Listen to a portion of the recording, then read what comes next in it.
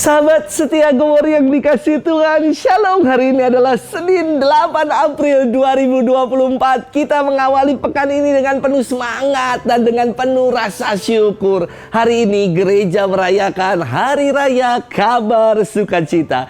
Biasanya Hari Raya ini dirayakan setiap tanggal 25 Maret. Namun karena 25 Maret kemarin kita masuk dalam pekan suci, maka perayaan ini digeser ke hari ini.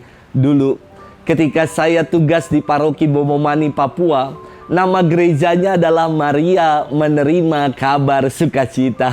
Jadi saya hafal hari raya ini. Kabar sukacita apa yang dirayakan hari ini?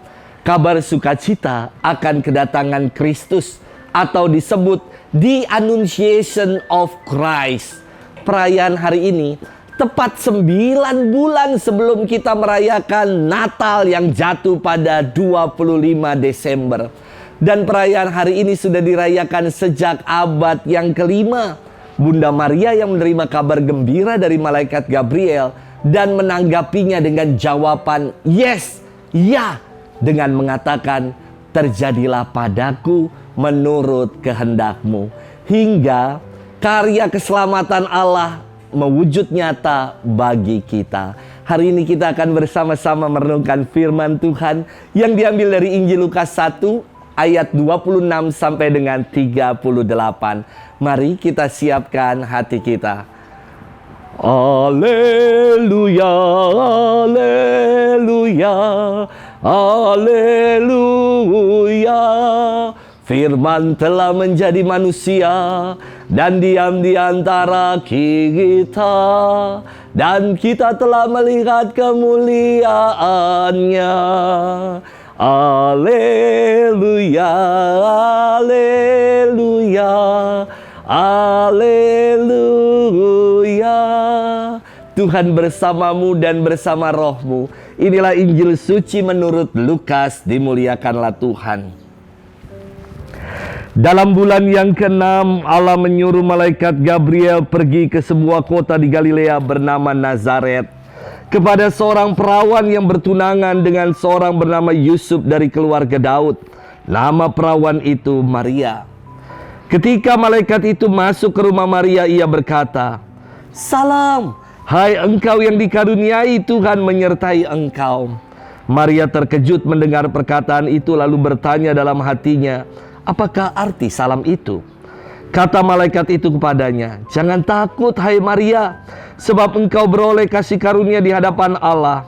Sesungguhnya engkau akan mengandung dan akan melahirkan seorang anak laki-laki, dan hendaklah engkau menamai dia Yesus.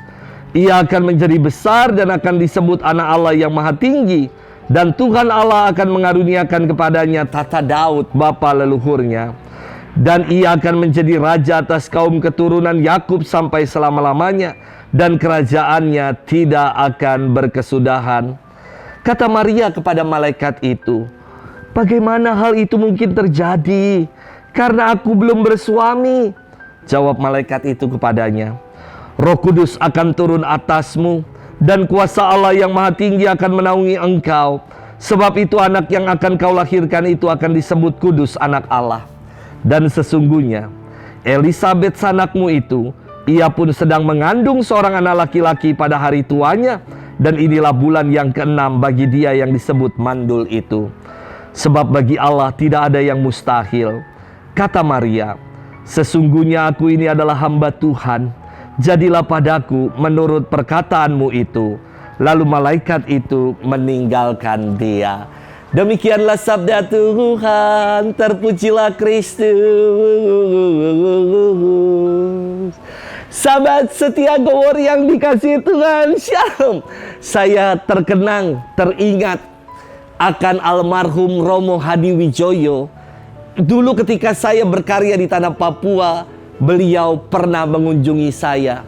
Romo Hadi ini adalah bapak rohani saya sendiri.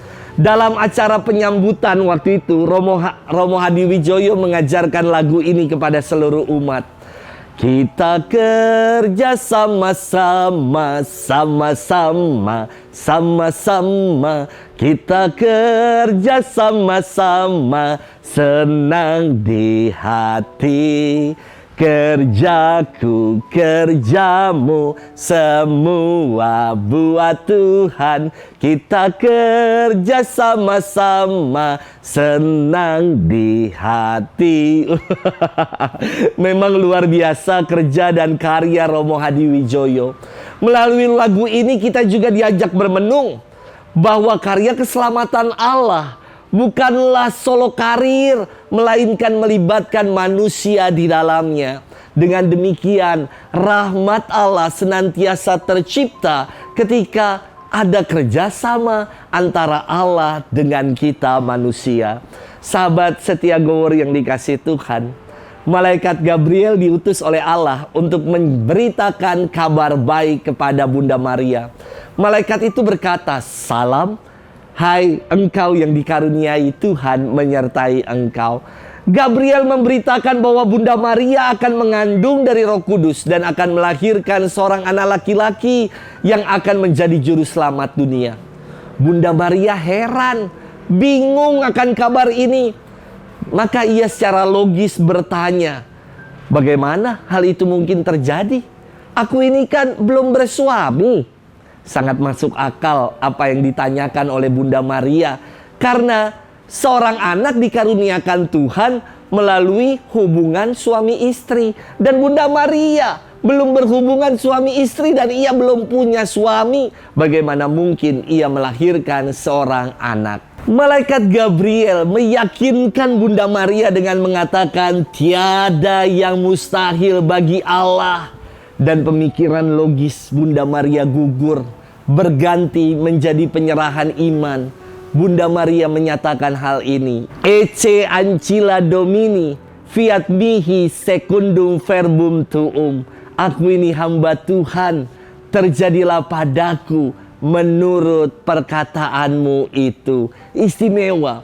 Bukan lagi pertanyaan ataupun pernyataan logis, namun berubah berganti menjadi pernyataan iman yang penuh penyerahan kepada kehendak Tuhan.